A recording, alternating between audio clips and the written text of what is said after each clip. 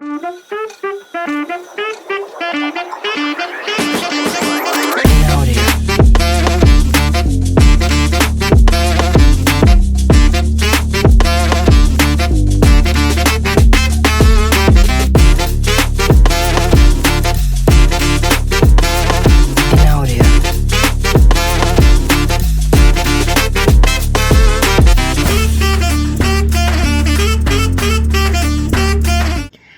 Guys, welcome back to my channel.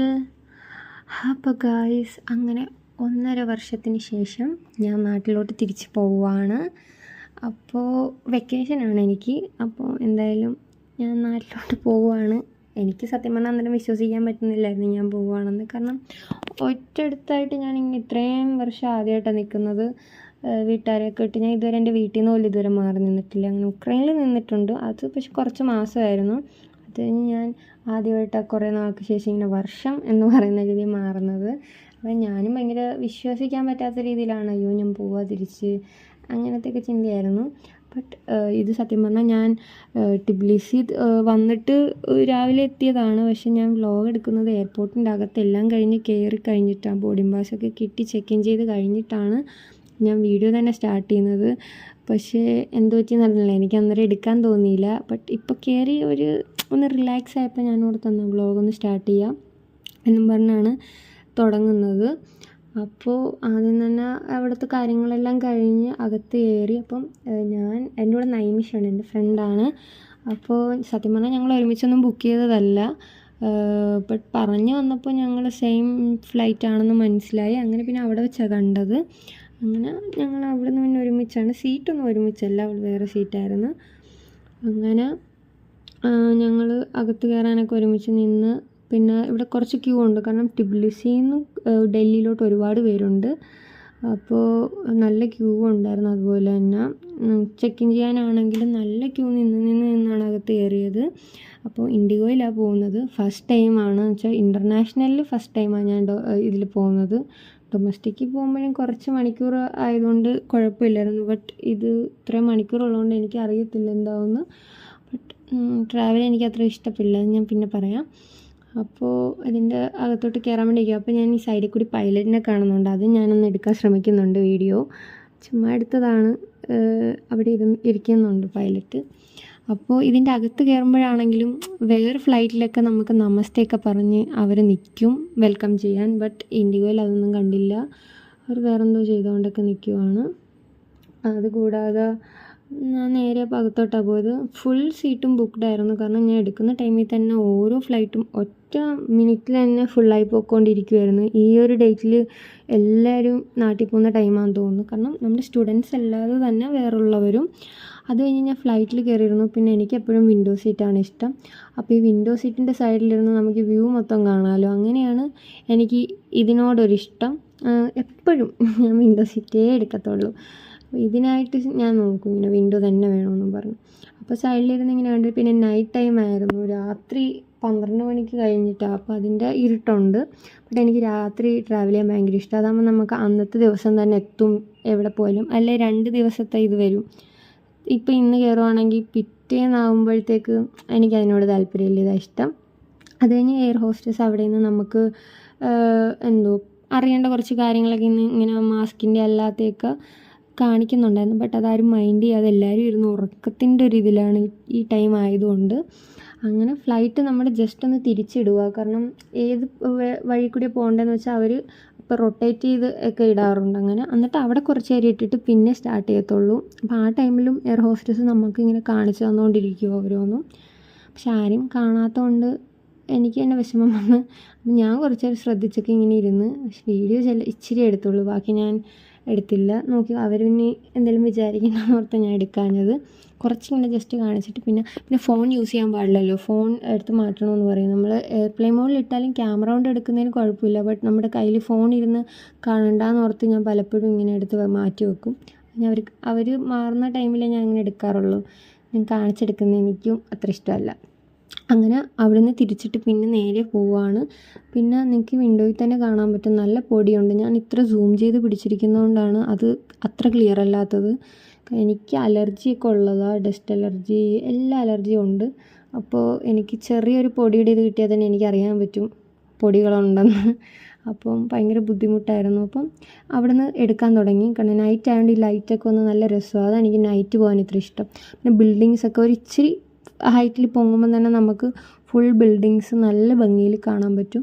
ഒരു തവണ നമ്മുടെ ഇസ്താംബുൾ തുർക്കി വഴി പോയായിരുന്നു. അപ്പോൾ ഇസ്താംബുൾ ആ വ്യൂ കണ്ട് സൂപ്പറായിരുന്നു. എൻ്റെ ഇപ്പോൾ ആ വീഡിയോ കിടപ്പുണ്ട് ഇപ്പോഴും. അപ്പോൾ അത് നല്ല രസമായിരുന്നു. പക്ഷേ ഇത്തവണ നമ്മൾ വേറെ വഴി എന്തോ പോകുന്നത്, എനിക്ക് വഴി ഏതാണെന്നൊന്നും അറിയത്തില്ല. ഡൽഹിയിലോട്ടാണ് പോകുന്നത്. അവിടുന്ന് പിന്നെ കണക്ഷൻ ഫ്ലൈറ്റാണ്. അപ്പോൾ ഇപ്പോൾ ഇവിടുന്ന് സ്റ്റാർട്ട് ചെയ്യും. പിന്നെ എനിക്ക് ഏറ്റവും പേടിയുള്ളൊരു ഭാഗമാണ് ഇവിടുന്ന് ഭയങ്കര ഫാസ്റ്റിൽ ഇവർ പോകും ഇങ്ങനെ. ഇവിടുന്ന് ഈ ഒരു എൻ്റെ പേരെന്തുമായിരുന്നു, പേര് ഞാൻ ഓർക്കുന്നില്ല, ഈ വഴി. എന്നിട്ട് പെട്ടെന്ന് ഇങ്ങനെ പൊങ്ങുമല്ലോ. അപ്പോൾ എനിക്കെപ്പോഴും ഉള്ളൊരു പേടി, ഇങ്ങനെ പൊങ്ങുമ്പം ചില സമയത്തൊന്നും വീല് പൊങ്ങത്തില്ല. അങ്ങനെ കുറേ അപകടം വന്നിട്ടുണ്ട്. പിന്നെ ഇറക്കുന്ന സമയമാണെങ്കിലും ചില സമയത്ത് വീല് താഴ്ത്തുമില്ല, ഇങ്ങനെ താഴ്ത്തുമ്പം അങ്ങനെയൊക്കെ ചില പേടിയുണ്ട്. ഞാൻ കഴിഞ്ഞ ജോർജിയയിലോട്ടാണോ എന്തോന്ന് പോയ സമയത്ത് ഇതുപോലെ വീല് താഴ്ന്നില്ലായിരുന്നു. അങ്ങനെ ഒരു 3-4 മണിക്കൂർ അവിടെ പ്ലെയിൻ നിർത്തിയൊക്കെ ഇട്ടായിരുന്നു. അങ്ങനെ ചെറിയ ഇഷ്യൂ ഉണ്ടായിരുന്നു. അതെ, ജോർജിയ പോയപ്പോഴാണ്, ഉക്രൈനിൽ നിന്ന് വന്നപ്പോൾ ഞാൻ ഓർക്കുന്നില്ല ഇതിൽ അങ്ങനെ ഒരു സംഭവം ഉണ്ടായി. കുറേ മണിക്കൂർ പോയി താഴ്ത്താൻ. പിന്നെ അങ്ങനെ കുറേ അതിനുശേഷം എനിക്ക് ഭയങ്കര പേടിയാണ്, അല്ലെങ്കിൽ ഈ ഫ്ലൈറ്റ് അപകടം അങ്ങനെയൊക്കെ എനിക്ക് ഭയങ്കര പേടിയാണ്. അപ്പോൾ ഈ ഒരു വ്യൂ എന്ന് പറയുമ്പോൾ ഇത് ഭയങ്കര റിലാക്സാണ്. ഞാൻ എൻ്റെ പേടിയൊക്കെ കളഞ്ഞ് റിലാക്സ് ചെയ്ത് എൻജോയ് ചെയ്ത് ഇങ്ങനെ കണ്ടിരിക്കുന്ന ഒരു മൊമെൻറ്റാണ്.